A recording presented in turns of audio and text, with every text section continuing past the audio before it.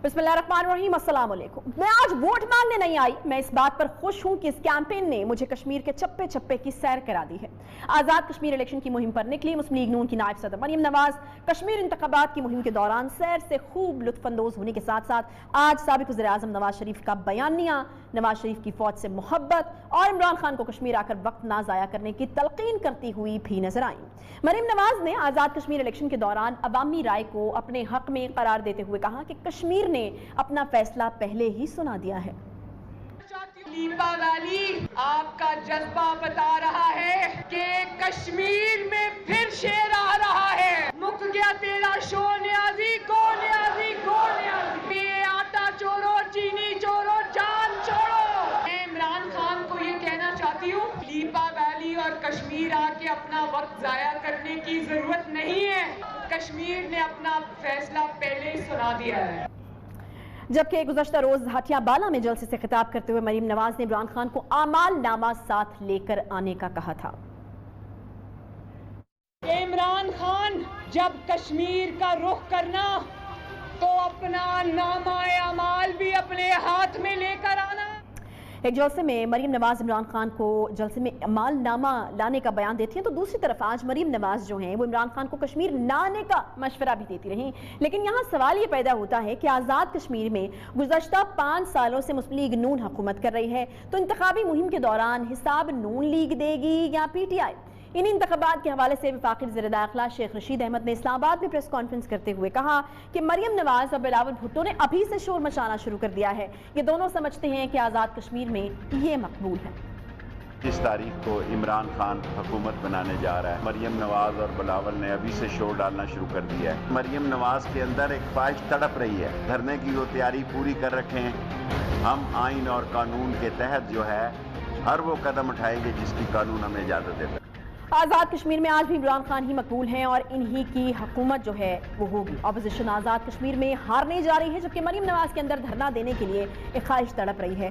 लिहाजा मरीम नवाज और अपोजिशन धरने की तैयारी को जारी रखें, ये इनका हक है, लेकिन लाकानूनियत की सूरत में आइन और कानून के मुताबिक इक़दाम उठाएंगे। सवाल ये पैदा होता है कि अगर मुस्लिम लीग नून और पीपल्स पार्टी इंतखाबात में हार जाती है तो क्या वो धरना सियासत का आगाज होगा जो 2014 में PTI ने किया था, और इसी की बुनियाद पर आइंदा आम इंतखाबात की तैयारियां भी की जाएंगी। इस सबसे अहम और गौरतलब बात यह है कि मरीम नवाज ने आज अपनी तकरीर के दौरान नवाज शरीफ के बयानियों को मुल्क की तरक्की के साथ मंसूब करते हुए कहा कि अगर तरक्की करनी है तो इदारों को भी नवाज शरीफ के बयानिए पर चलना होगा, और वो वक्त दूर नहीं जब सब वही कहेंगे जो नवाज शरीफ कह रहे हैं। 25 तारीख कई लोग अपने जाती मफाद के लिए नवाज शरीफ के खिलाफ प्रोपेगेंडा करते हैं कि शायद नवाज शरीफ फौज के इदारे का मुखालिफ है। फौजी जवानों की जब जब भी तनख्वाहें बढ़ी तो नवाज शरीफ के दौर में बढ़ी है। अगर अब पाकिस्तान की तरक्की का रास्ता अपनाना है तो इदारों को भी नवाज शरीफ के बयानिए पर चलना होगा।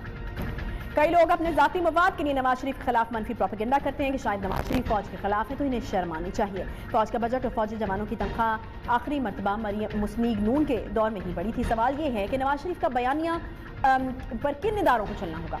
क्या वो अदलिया का नाम ले रही हैं या फौज का या फिर एहतसाब करने वाले इदारों का?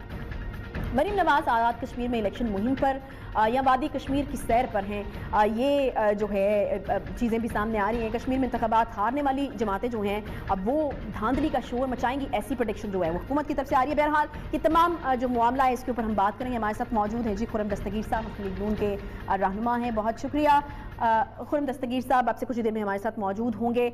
मरियम नवाज ने आज जो तकरीर की उसमें सबसे अहम जो पॉइंट था वो यही था कि मरियम नवाज साहिबा ये समझती हैं और वो ये कह रही हैं कि अगर जो है तरक्की का रास्ता अपनाना है तो तमाम इदारों को जो है उसी बयानिया के ऊपर चलना होगा जो कि मियां नवाज शरीफ का बयानिया है, जिसकी वजह से मियां नवाज शरीफ को काफ़ी तनकीद का निशाना बनाया गया। अब वो जो बयानिया है वो क्या बयानिया है, और दो चीज़ें इसमें, एक तो वो बयानिया जो है वो क्या बयानिया है और दूसरा ये کہ کن اداروں کی طرف جو ہے وہ اشارہ کر رہی ہیں کہ اداروں کو بھی اسی بیانیے کی طرف چلنا ہوگا یا اسی بیانیے کے اوپر چلنا ہوگا جو کہ میاں نواز شریف کا بیانیہ ہے. اس کے ساتھ ساتھ دوسری چیزوں کے اوپر بھی شور اور ہنگامہ آرائی جو ہے وہ ہوتی رہی اور انہوں نے کہا کہ کشمیر جو ہے وہ پہلے ہی فیصلہ دے چکا ہے, کیونکہ obviously یہ جو خطاب تھا یا جلسہ تھا وہ الیکشن مہم کے دوران جو ہے آزاد کشمیر کے الیکشن کی مہم کے دوران کیا گیا ایک جلسہ تھا. تو کشمیر کے اوپر بھی جو ہے تو کافی جو ہے وہ بیان بازی ہوتی رہی, اس طرف سے ہوتی ہے تو دوسری طرف سے بھی یقیناً ہوتی ہے. دوسری طرف اب شیخ رشید صاحب تھے جنہوں نے اس کے اوپر بیان دیا. ایک چھوٹا سا یہاں پہ ہم بریک لیتے ہیں, بریک کے بعد واپس آئیں گے تو گفتگو کا سلسلہ اس پر آگے بڑھائیں گے. ساتھ رہیے.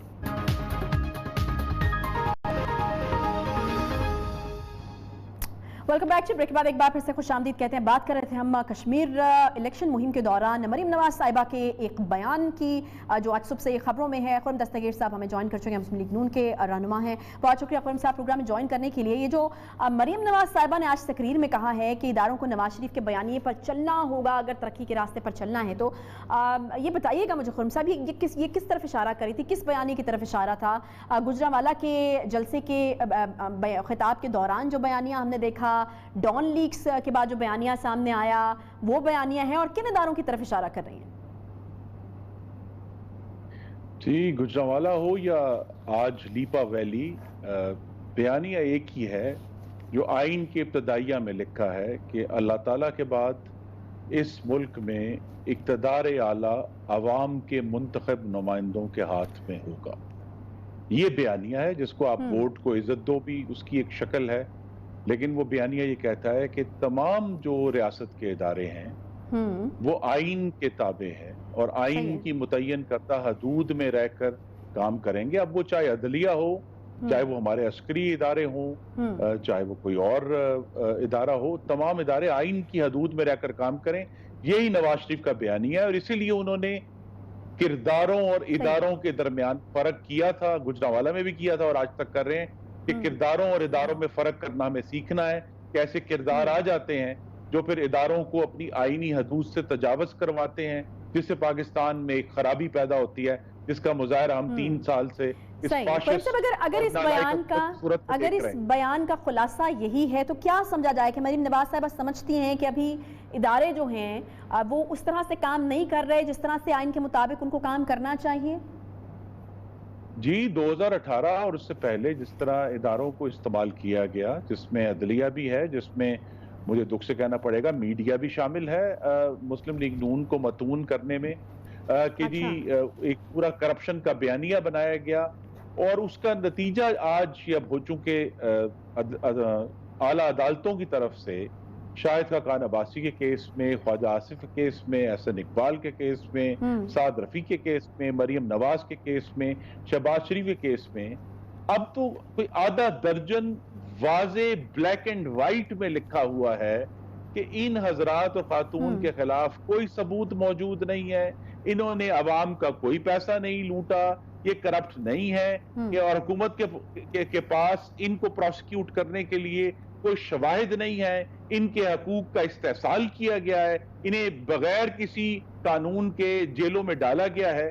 تو یہ جو ساری باتیں ہیں جس کو پہلے بڑا آسان ہے نا جی کہ آپ پریس کانفرنس میں کاغذ لہرا ثابت نہیں کر پاتے, لیکن اس وقت ایک ایسا ماحول بنایا گیا جو الیکشن سے پہلے اور الیکشن والے دن اور اس کے بعد جس طرح کی مینیپولیشن ہوئی, تو یہ بات واضح ہے کہ پاکستان میں اداروں کا اپنی حدود میں رہنا جو ہے وہ بالکل بھی درست کہنا نہیں ہوگا کہ وہ ہیں. اور ایک ایسے ملک میں جہاں 74 سال میں سے یہ تو اور تشویشناک بات ہے, یہ تو اور تشویشناک بات. ٹھیک ہے کیجئے. نہیں, 74 سالوں میں سے 38 سال جہاں براہ راست فوجی آمریت رہی ہو, ہم یہ کہنا کہ جی ادارے اپنی حدود میں کام کر رہے ہیں, یہ درست نہیں ہوگا. لیکن یہ تو اور تشویشناک بات ہے نا خرم دستگیر صاحب کہ ملکی ادارے اتنے کمزور ہیں کہ ان کو آپ لوگوں کے خلاف جو ہے وہ بھرپور طریقے سے استعمال کیا جا رہا ہے. جی نہیں, دیکھیے اصل میں بات فرق ہمیں یہ ہے کہ جس کو قانون کی زبان میں کہتے ہیں ڈی جورے اور ڈی فیکٹو. ڈی جورے وہ ہے جو آئین کے کاغذ پر لکھا ہوا ہے, جس کا میں نے کہا کہ جی اقتدار اعلیٰ جو ہے منتخب نمائندوں کے ہاتھ میں ہوگا. لیکن 38 سال تو یہ اقتدار جو ہے وہ براہ راست فوجی آمروں کے ہاتھ میں تھا نا. اور میں نے اس لیے یہ فرق میں کر رہا ہوں کہ آمر کا اور ادارے کا فرق ہے.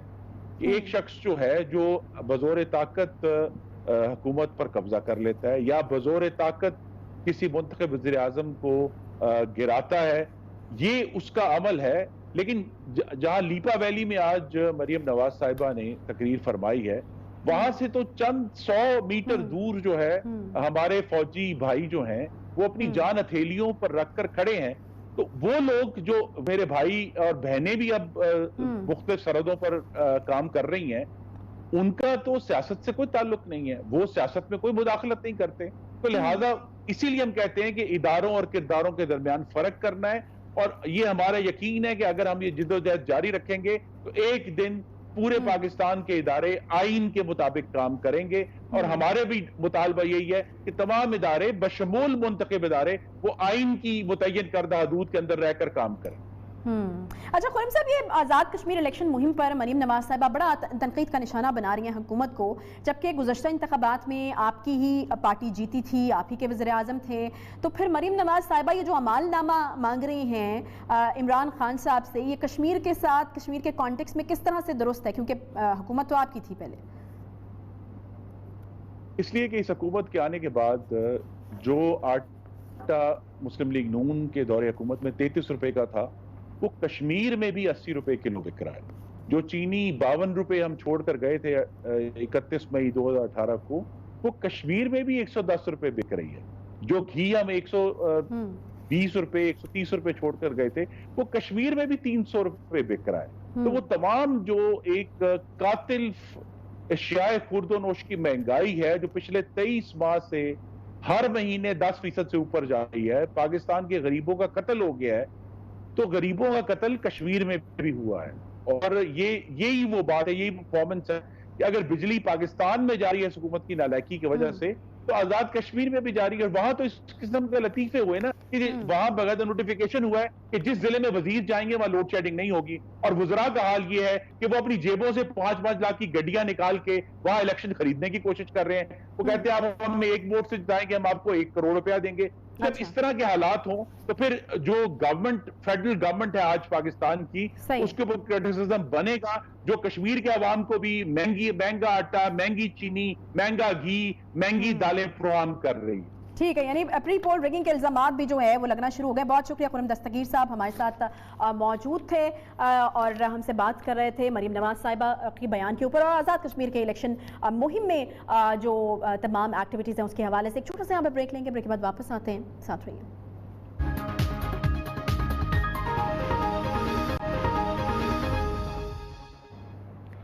اپوزیشن لیڈر اسمبلی میں اپوزیشن جماعتوں کی نمائندگی کے ساتھ ساتھ حکومت کی پالیسیوں اور فیصلوں پر تنقید کرنا اپنے فرائض کا حصہ سمجھ رہے ہیں.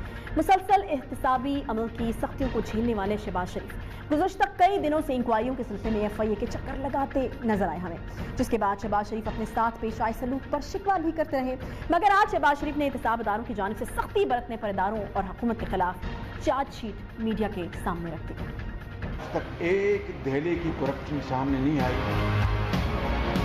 4 پلانٹس لگائے، بھکی، حویلی بہادر شاہ، بلو کی اور تریمو کا جو چوتھا پلانٹ ہے وہ ابھی مکمل نہیں ہوا. ہمارے زمانے میں نہ صرف LC کھل گئی تھی بلکہ مشینری بھی آنی شروع ہو گئی تھی. چوتھا ان کی بدترین غفلت، گریڈ اور کرپشن کی وجہ سے نہیں چل سکا. اس لیے لوڈ شیڈنگ ہو رہی ہے. بجلی پیدا ہوتی ہے، اس کو آگے لائنیں ہیں ٹرانسمیشن کی، وہ ان میں نہیں جا رہی، وہ موجود نہیں ہے. 2019 میں 23,000 میگا واٹ بجلی پیدا ہوئی اور 2020 میں 25,000 میگا واٹ بجلی انہوں نے پیدا کی. اور ٹرانسمٹ کی مٹیاری سے لے کر لاہور تک جو لائن ہم نے بچھانے کا جس کا نہ صرف اہتمام کیا، اس میں 1 انچ کا اضافہ ہوا.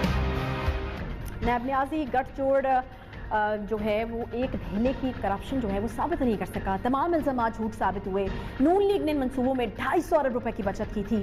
حکومت کی نااہلی اور بدعمالی کے باعث 3 سال میں لوڈ شیڈنگ واپس آ گئی. प्रेस कॉन्फ्रेंस करते हुए शहबाज शरीफ ने कहा कि फैसला कर लें किसने अमली खिदमत की और कौन तकारीर से सिर्फ वक्त ज़ाया कर रहा है। इमरान खान ने लाखों लोगों को बेरोजगार कर दिया है, क्या ये है नया पाकिस्तान जिसके उन्होंने नारे लगाए थे? एक तरफ शहबाज शरीफ अपने बड़े भाई नवाज शरीफ के दौरे हुकूमत पर लगाए गए प्रोजेक्ट्स पर कम अखराजात, मुतय्यन मुद्दत से कम वक्त में तकमील और कारकर्दगी गिनवाते रहे, तो दूसरी तरफ मौजूदा मुआशी बदहाली, महंगाई, बिजली की लोड शेडिंग, गैस बहरान और नैब न्याजी गठजोड़ से अपोजिशन के खिलाफ झूठे एहतसाब की जिम्मेदारी PTI हुकूमत पर डालते रहे। इसी पर बात करने के लिए हमारे साथ मौजूद हैं जी वज़ीर मुमलिकत ज़रताज गुल साहिबा ने हमें ज्वाइन किया है। ज़रताज साहिबा, अपोजिशन लीडर ये कह रहे हैं कि लोड शेडिंग जो एकदम से ज़्यादा हो गई है उसकी एक बड़ी वजह जो है नाहली और गफलत तो है ही, लेकिन उसकी एक बड़ी वजह करप्शन भी है। आप लोगों ने दोनों हाथों से करप्शन की है और यही वजह है कि जो 2013 में हमने लोड शेडिंग खत्म की थी वो वापस आ गई। अच्छा देखिए, एक तो ये कि जब ये खुद वज़ीर आला थे और जरदारी साहब जो है जब वो प्रेसिडेंट थे तो शहबाज शरीफ साहब पंखा लेके मीनार पाकिस्तान पे जो है एहतजाज करते थे लोड शेडिंग के खिलाफ, और उसके बाद जो है ग्रेट स्टेशन के ऊपर जाके हमला आवर हो जाते थे कि जी बिजली नहीं है। तो हाथ का पंखा चलने वाले, मीनार पाकिस्तान पे धरना देने वाले, बिजली के खिलाफ किस मुंह से बिजली की बात करते हैं, कुछ फैक्ट्स एंड फिगर्स दुरुस्त कर लेते हैं। एक तो ये कि इस वक्त लोड शेडिंग जो है कोई गैर एलानिया नहीं हो रही है और कोई लोड शेडिंग नहीं हो रही है। जहाँ पे हो रही है उसकी वजह है कि वाकई ट्रांसमिशन लाइन उसका बोझ नहीं उठा सकती है। दूसरा ये कि जहाँ पे थेफ्टिंग है, जहाँ पे बिजली चोरी है, जहाँ पे बिल की अदायगी नहीं है, उन इलाकों को जारी बात है पूरा पाकिस्तान उनके इलाकों का बोझ नहीं उठा सकता कि अगर आप बिजली भी इस्तेमाल करें, आप AC भी चलाएं और जब आप चोरी भी करें, कुंडा भी लगाएं और उसके बाद जब आपके ऊपर बिल आए तो आप बिल ना करें। तो वो हाई एरियाज जहाँ पे थेफ्टिंग होती है वहाँ पे ज़रूर लोड शेडिंग हो रही है या बिजली नहीं दी जा रही है, और ये एक SOP है। दूसरी बात ये है कि 24,500 मेगावाट की ये बिजली जो है इस वक्त डिमांड है, 24,700 मेगावाट जो है वो इस वक्त प्रोडक्शन हो रही है। अच्छा। तो बिजली की तरसील में और उसमें कोई फर्क नहीं है। हाँ, जो इन्होंने ये फरमाया है कि हम जी इनको बिजली देकर गए थे, इनको मैं आपको ये बता दूं कि ये 18,400 मेगावाट के ऊपर 2008 में बिजली छोड़ के गए थे। हमने उसको 25,000 मेगावाट पे हम लोगों ने उसको लेकर गए, हमने कैपेसिटी बढ़ाई और 77 बिलियन की हम लोगों ने ट्रांसमिशन लाइंस बिछाई हैं। ये जो फरमा रहे हैं ना कि हमने बिजली इनको दे दी थी और अब लोड शेडिंग हो रही है, भाई पाकिस्तान को महंगी बिजली नहीं चाहिए, पाकिस्तान को सस्ती बिजली चाहिए। दूसरी बात ये कि 35,400 की ये लोग जो मुआहदे करके गए थे IPPs के साथ भी, और जो इन्होंने इंपोर्टेड फ्यूल के ऊपर जो है जो इन्होंने महंगे मुआहदे किए थे, उसका खमियाजा जरा मैं आपको बता दूं कि 400 अरब हमने पिछले साल के कैपेसिटी चार्जेस दिए हैं, 900 अरब इस साल हम लोगों ने इस अवाम के टैक्स पेयर के पैसे से देना है, 1480 अरब 2023 में हम लोगों ने पे करने हैं, और उससे अगले साल 3.5 ट्रिलियन यानी 3.5 खरब हमने देने हैं, जो इनके गलत मंसूबे लगा के लोग चले गए थे। बिजली इस्तेमाल करें ना करें उसका बोझ पाकिस्तान को उठाना पड़ेगा। एक तो ये चीज ज़रताज साहब, मैंने बीच में आपको टोका नहीं, आपने कहा कि लोड शेडिंग हो नहीं रही है तो बड़ा मसला हो जाएगा। अगर मैं यहाँ पर जो है वो आपके साथ इस पर डिनाई नहीं करूंगी, बिकॉज जिन इलाकों में हो रही है उनमें बहुत ज्यादा हो रही है। पर्सनली मुझे कितनी फोन कॉल जो है वो इसके ऊपर आ चुकी है कि आप इसके ऊपर क्यों नहीं बात करते हैं, हम मर गए हैं गर्मी में, हमारे बच्चे रात को रोते रहते हैं। तो ये तो कोई बिल्कुल छोटा सा मसला नहीं है, और आप बिल्कुल ये नहीं कह सकते कि लोड शेडिंग जो है वो हो नहीं रही है। लोड शेडिंग तो बिल्कुल हो रही है। मसला ये है कि उसका हल जो है वो किस तरीके से निकाला जाए। दूसरा, आपने ये जो पेमेंट्स की बात की थी, कैपेसिटी पेमेंट के हवाले से भी शहबाज शरीफ ने बात की। उन्होंने कहा कि ये तो हुकूमत नहीं पेमेंट करनी होती कैपेसिटी पेमेंट, ये तो फ्रॉड कर रहे हैं आप लोग अवाम के साथ। इस पर क्या कहेंगी आप? देखिए आयशा, सीधी सी बात है, कैपेसिटी चार्जेस क्या है, इन्होंने क्या मायदे किए? इन्होंने कहा बिजली लेकर आओ, मायदे बड़े बड़े करो, बिजली की जरूरत हो ना हो, ट्रांसमिशन लाइन हो ना हो, अरबों खरबों के मंसूबे लगाएं, और उनसे क्योंकि इन्होंने बड़े बड़े किक बैक्स लेने थे। अब बात ये है कि आपने पाकिस्तान में बिजली तो आप लेकर आ रहे थे, एक तो आपने महंगे मंसूबे किए क्योंकि आपको जो है इन्होंने इन्होंने क्योंकि उसमें से पैसे कमाने थे। दूसरी बात ये कि कैपेसिटी चार्जेस तो मैंने आपको बताया 400 अरब, इस साल 900 अरब, अगले साल 1480 अरब, और फिर 3.5 ट्रिलियन पाकिस्तान ने देने किस बिजली के, जो बिजली इस्तेमाल हो ना हो। आपके पास कैपेसिटी 24,000 मेगावाट की है, 35,000 ये खरीद के चले गए, हम इस्तेमाल करें ना करें कौम ने उसका बोझ उठाना है। ये कौन सी कैपेसिटी चार्जेस है कि हम बिजली इस्तेमाल करें ना करें? दूसरा, इन्होंने इतना जुल्म किया इस मुल्क के साथ کہ اپنی ککس بیکس کی خاطر یہ جو آئی پی پیز، ایک سیکنڈ عائشہ سن لیں، یہ جو آئی پی پیز یا یہ جو بجلی کے منصوبے انہیں کیے ہیں، ان کی انویسٹمنٹ روپے کے اندر ہے، ان کی انویسٹمنٹ روپے کے اندر ہے، اور پاکستان نے اس کی جو واپسی ہے، جو پیمنٹ کرنی ہے کیپیسٹی کی صورت میں، چارجز کی صورت میں یا پھر ٹیرف کی صورت میں، وہ ڈالر میں کرنی ہے۔ مطلب کتنے ظلم کی انتہا ہے کہ وہ انویسٹمنٹ روپے میں کر رہے اور پاکستان کے ٹیکس پیئر کے لوگ اس کو ڈالر کے اندر پیمنٹ کریں گے۔ ہم بجلی استعمال کریں نہ کریں، ہم نے کیپیسٹی چارجز دینے، تو یہ تو ملک کو لوٹ کے کھا گئے، اندھیروں میں ڈوب کے چلے گئے، اور پھر دوسرے ٹرانسمیشن لائنز تو انہوں نے بچائی نہیں۔ یہ قائد اعظم سولر پارک کے ہمیں بتا دینا، لیکن ٹرانسمیشن لائنز آپ لوگوں نے پچھلے 3 سال میں کیوں نہیں بچائی؟ شہباز شریف صاحب کہتے ہیں کہ ٹرانسمیشن پر مٹیاری سے ہم نے کام شروع کر دیا تھا، تو آپ لوگوں نے اس کے اوپر کام کیوں نہیں کیا؟ ٹرانسمیشن لائنز کا ایک بہت بڑا مسئلہ ہے، تو آپ کی حکومت کو بھی تو آئے 3 سال ہو گئے ہیں، کیا اس لیے نئی آنے والی حکومت کام نہیں کرتی ان چیزوں کے اوپر جو پچھلی حکومت شروع کرتی ہے، کہ کریڈٹ وہ حکومت نہ لے لے؟ دیکھیں، ہمیں کسی کا کریڈٹ لینے کا کوئی شوق نہیں ہے۔ میں نے آپ کو پہلے کہا ہے کہ 18,400 میگا واٹ پر یہ بجلی ہمارے پاس چھوڑ کے گئے تھے، ہم نے اس کو 25,000 میگا واٹ کے اوپر کیا، اور 77 بلین کی جو ہے ہم لوگوں نے ٹرانسمیشن لائن بچھائی ہیں، اور اس کے اوپر مزید وقت لگے گا، لیکن جو کیپیسٹی چارجز کی اور جو آئی پی پیز کے چکر میں پاکستان اس کو ری نیگوشیٹ کر رہا ہے، ان کی وجہ سے ہمیں یہ بجلی کے نقصانات اٹھانے پڑے۔ اور میں نے آپ کو وہ جو آخری میں نے آپ کو بتایا کہ 3.5 ٹریلین ہمیں لاسٹ پہ ادا کرنا پڑے گا، ان کے غلط منصوبوں کی وجہ سے، ان کی کک بیکس کی وجہ سے، ان کے رشوت بہت شکریہ۔ زرتاج گل صاحبہ ہمارے ساتھ موجود تھیں۔ جی، وزیر مملکت، یہ الزامات در الزامات کا ایک سلسلہ ہے، لیکن جب گرمی آتی ہے اور لوڈ شیڈنگ ہوتی ہے تو پستے بیچارے عوام ہی ہیں، اب بھی ایک دوسرے پر الزامات لگانے کا سلسلہ جاری ہے۔ جی، موجودہ حکومت کہہ رہی ہے پچھلوں کی وجہ سے ہم ان مسائل کو بھگت رہے ہیں، اور پچھلی حکومت کہہ رہی ہے کہ 3 سال ہو گئے آئے، کیا کیا ہے، کچھ کر لیتے ہیں۔ ہمارے اوپر تو الزام آپ لگاتے ہیں کہ ہم اضافی بجلی پیدا کر گئے، اضافی ہم جو ہے وہ بجلی گھر لگا گئے، تو پھر آپ ٹرانسمیشن لائنز کا ہی بندوبست کر لیتے۔ اب کس کی غلطی ہے، کس کے ہاتھ پہ اپنا لہو تلاش کرنے والی بات ہے عوام کی طرف سے، تو یہی کہا جا سکتا ہے۔ ایک چھوٹا سا بریک کے بعد واپس آتے ہیں، ساتھ میں